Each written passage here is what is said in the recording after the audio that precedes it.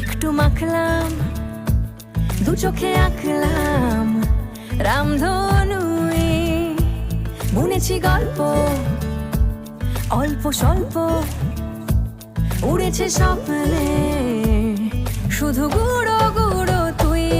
আমি সোনার কাঠি ছুঁই নাকি রূপ কাঠি ছুঁই, আমি জানি না কিছুই কাকে ছুঁই।